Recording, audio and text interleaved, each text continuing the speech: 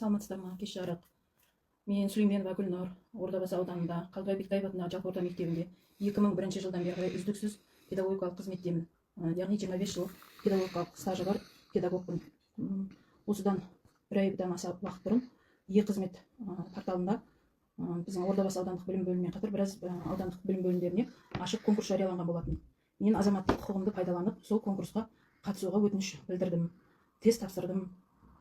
Сөйтіп өзіміздің Ордабасы ауданының білім бөлімінің басшылығына жалпы конкурстан жеңімпаз атандым.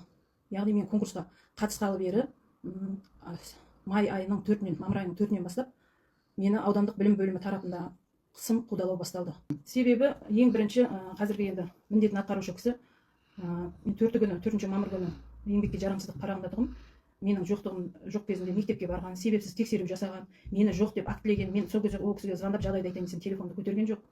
Класстың бәрін біртіндеп оқушыларды санаған, жалпы айтқанда оқушыларында үрейін ұшырған 3 кісі болып барып, біреуі асхананы заңсыз тексерген. Алдында бізде ай сайын бракеражный комиссия болады, алдында ғана комиссия келіп тексеріп кеткен тұғын. Аудандық қазіргі Ордабасы аудандық білім бөлімінің міндетін атқарушы Абишев Ердос мырза.